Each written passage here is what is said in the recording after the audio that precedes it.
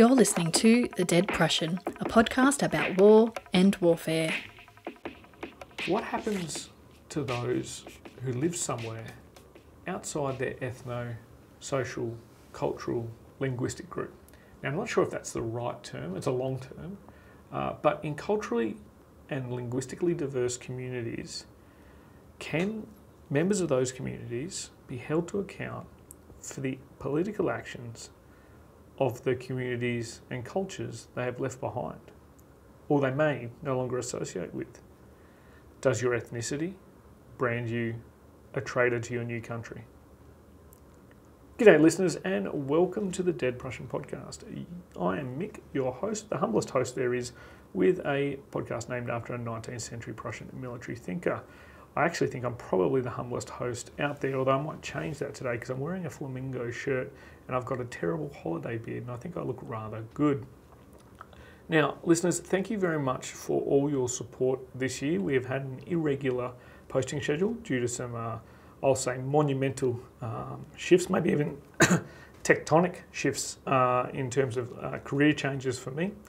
And you can help me out actually by supporting us through Patreon. And if you made this my full-time career, that would actually mean there would be no shifts and there'll be a regular schedule. In 2020, we plan to have a much more regular schedule, and our Patreon members already know that they're going to be getting a lot more in terms of bonus content and attention from yours truly. Now, the intro was a little bit bleak, but don't worry, listeners. The rest of the episode is going to be bleak as well. And it's not because of my guest, because my guest is actually a ray of sunshine.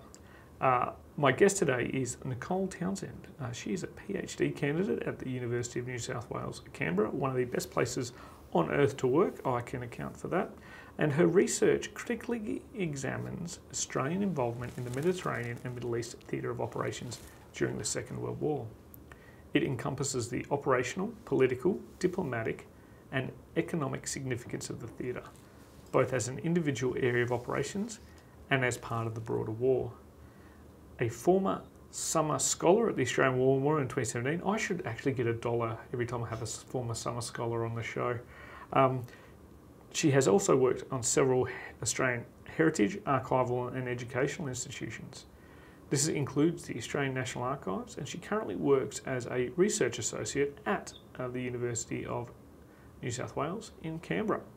Nicole, thanks for coming to my office so I didn't have to come to yours, and coming on the show. Thanks for having me, Mick.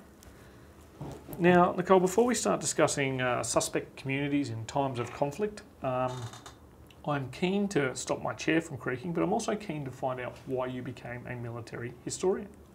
It's a question I get quite a lot being a young woman in the profession, but the funny thing is that I think it all started with Age of Empires. Awesome. I was about 5 or 6 when that first came out in, 1999 or 1998. And my dad got it as he's an army officer, straight out at 17, 18 years old. So he just loved the military and drilled it into me and loved history and everything. So we just spent hours and hours playing and trying to beat each other. And I came close sometimes. But that kind of sparked a passion for military history through the ages, from antiquity through to modern day, and it just kind of snowballed from there. And I always loved history, and yeah, just kind of fell into it and went with it, and have been lucky enough to take it somewhere and go this far as yet. So it's well, I guess there's a few other people out there that I don't believe anyone should question why young women are interested in military history, because there's a lot of great female historians out there, but we do know that the field is dominated by middle-aged white men. Not that you guys aren't great, but I totally understand that. What really depresses me though is that you were only 5 or 6 when Age of Empires came out, and I'm not going to say how old I was, but listeners, I was a little bit older than that.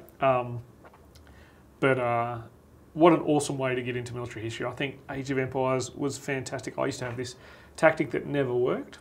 I called it the virus tactic, where I'd set up little cells all around the battlefield and just harass and try and do as much destruction within the home territories of the I guess I was kind of a terrorist on Age of Empires. I'm probably going to stop now just in case I come up on any lists. Now let's talk about the article you're working on. There's one I got wind of on Twitter when you were getting some Italian criminological texts, which, you know, when I'm not reading Prussian military texts, I'm actually reading Italian criminological texts. I just haven't had time to do a podcast about Lombroso, but he featured heavily in my studies earlier, and I was like, wow, this is awesome. And then when you actually explained what the article was, I was like, that is actually really awesome. And the topic is suspect communities in times of conflict. Now, this might be fairly new to our listeners in terms of understanding the theory of a suspect community. I think once you explain what it is, a lot of them will go, oh, I've either heard a little bit about that, or I've seen The Karate Kid and I know what happened to Mr. Miyagi's wife and child. So can you provide our listeners with an understanding of what a suspect community is? Yeah, so basically the idea of a suspect community, the term was first coined in 1992 by a sociologist in Ireland. So he was working on the Irish community living in Britain during the Troubles in the 70s and 80s specifically. Yeah. And he looked at their community and the way they were treated by the government and the population surrounding them in the wake of the bombings of the Birmingham pubs in 1974. Yep. So at the time, they rushed through a series of Prevention Against Terrorism Acts, starting in December 1974, and they were edited over the next 20 years. Yeah. But basically, they set out a shadow system of justice where Irish people living in Britain were subjected to this separate system where they were subjected to restrictions and suspicion and concern that they were a threat to the community and potential terrorists because of the fact that they were Irish. Not because they had done anything wrong necessarily, but it was about preventing anything from happening and preventing terrorist attacks from happening on British soil at the time when the IRA was active and very active at the time, and they were suspected of setting off these bombs in the pubs in Birmingham. Okay. And yeah, so it's a concept that's been developed over the last 20, 30 years and applied to other communities now. At the moment, it's being several scholars in sociology, in criminology, in history have applied this idea of a suspect community to other separate communities such as Syrians and particularly Muslims, and in Britain particularly, and recently in Australia they've published materials that look at Muslims as a suspect community as well. Wow, it kind of makes sense. I mean, I think there's a Daniel Day-Lewis movie about those bombings. Daniel Day-Lewis was this really old actor that you might not know because you're so much younger than myself. I'm kidding. I like to be ageist, ladies and gentlemen. You know that. But the kids are all right. As I remind people, I am still a millennial. I may be an elder millennial. There's a few people who listen to the show that want me to start using that term. So I am an elder millennial. But I'm also obviously paranoid about my age. Look, your research applies this suspect community model to Australia. And you mentioned, some of the current issues, but being a military historian, you particularly applied the model to Australia during the Second World War. Are you able to tell us a little bit about who these suspect communities were? I'll put suspects there. I probably shouldn't besmirch their character. Yeah, who these suspect communities were. Yeah. So during the Second World War, from the moment that Germany declared war, German population became suspect community in themselves. They were the first suspects. So the idea was basically that under the War Precautions Act of 1916, they were classified as enemy aliens because they weren't naturalised British subjects and they were members of a nation that Australia was at war with. Yep. So when Italy declared war in 1940, the same thing happened, but there was a much greater animosity, for lack of a better word, towards Italians and the threat that they posed. They were classified as enemy aliens, as well as Germans and later the Japanese as well. And they were considered as a potential fifth column, that they would subvert the war effort, carry out acts of espionage, sabotage, sedition. Yeah. And under the National Security Aliens Control Regulations, they were subjected to all sorts of regulations as suspects, as a threat to the national security of Australia and the British Empire and the war effort at large. And I suppose, you know, I guess this question goes to be said, like I was trying to think of a joke then, but it's kind of depressing, so it's not appropriate to do a joke there, but listeners just laugh and pretend I said something funny. There must have been some sort of underlying tensions prior to the Second World War that contributed to the Italian community in particular being dubbed as enemy aliens, which is a term you've taught me, which actually it's my favourite term. You know, Klingons, Romulans, enemy aliens. I'm really showing my nerd today, Age of Empires and Klingons. But yeah, so what were the? You know, there must have been underlying tensions, were there? And what were they? Yeah, definitely. Like Italian migration was something that started from as early as the 1850s. Italy had only just been unified as a kingdom in itself. Before then, they were all sub-regions and separate kingdoms.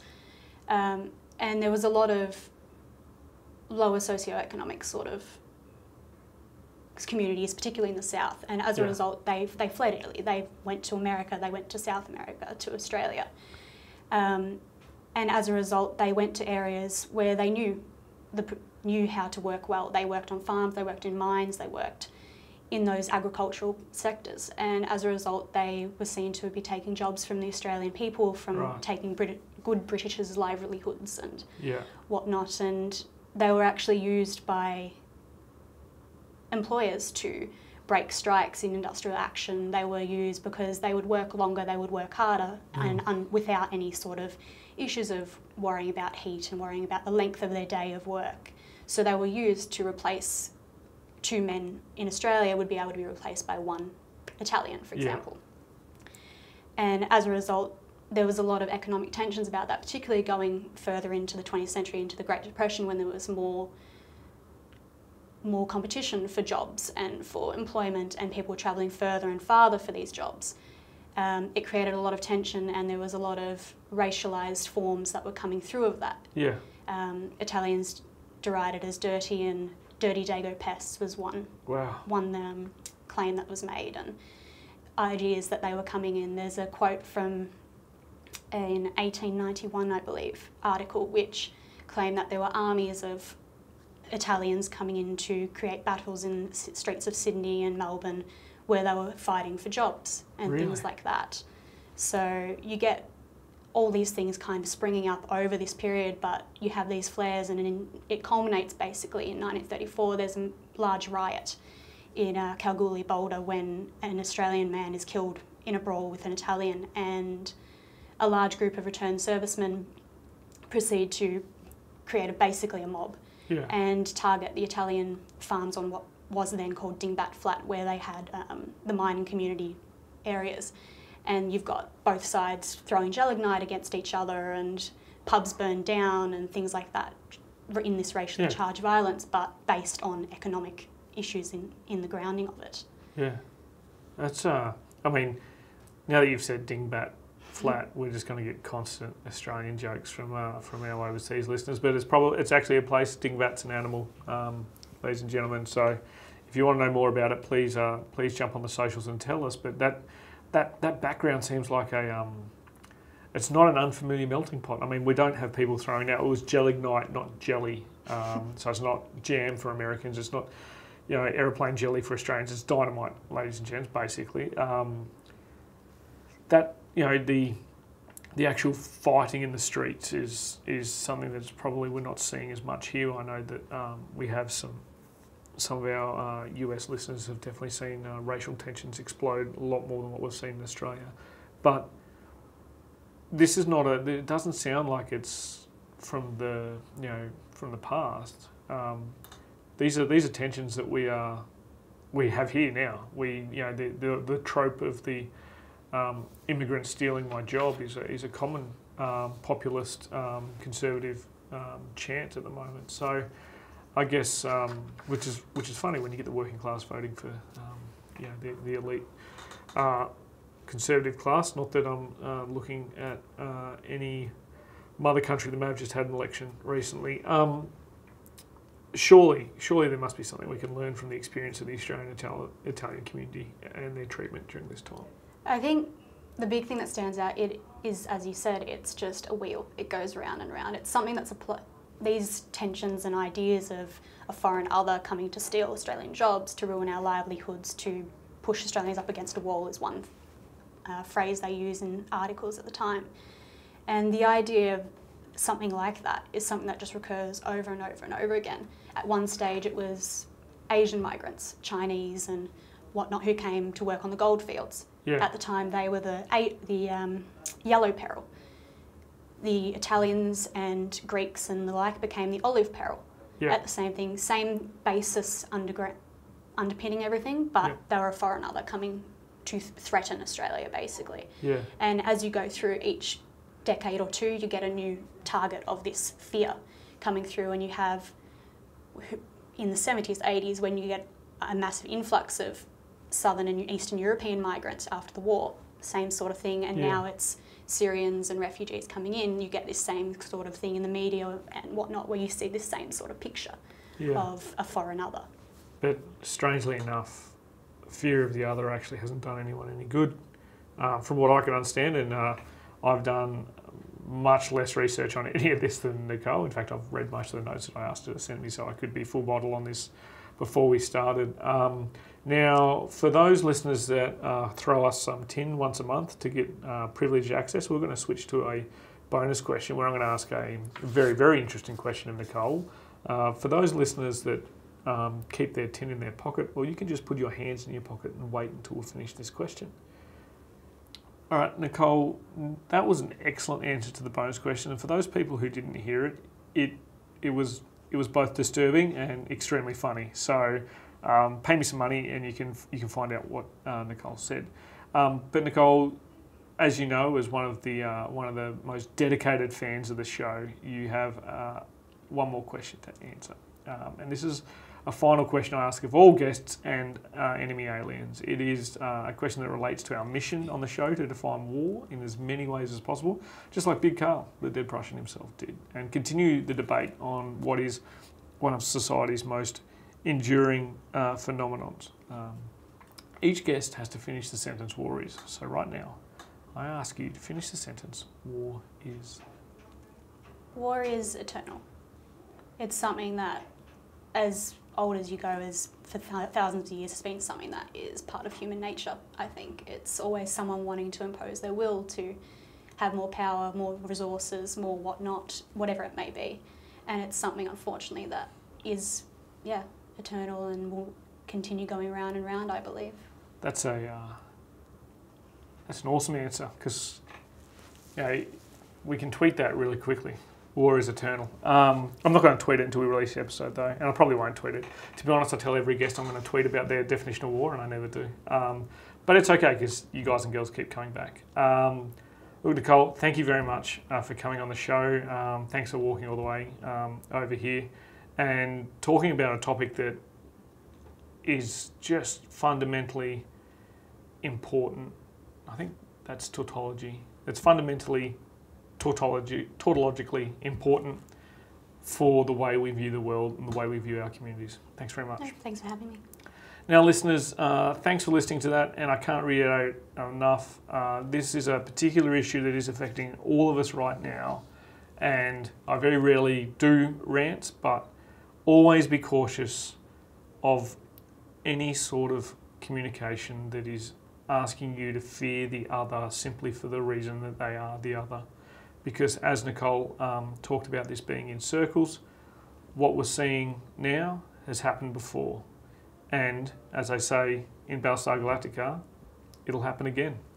Follow Nicole on Twitter at Townsend_Nick, that is TOWNSEND_NIC. And I'll restate that just for those people who are having a party outside my door, at TOWNSEND_NIC. I'll let you know when the article's published as well, so you can have a much more deeper dive into this, to use a senior officer word of deep diving into articles. Have a read of it, have a think about it, and make sure you're always wary on what you're seeing in the news, fearing the other. Until next time, listeners, grab a book and crack on.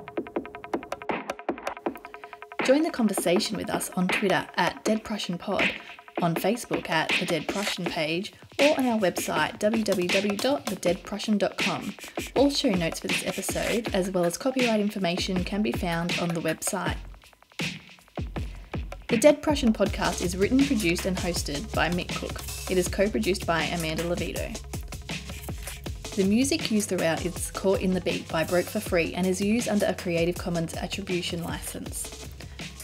All opinions expressed by individuals on the podcast are those of the individual and not necessarily representative of any other organisation.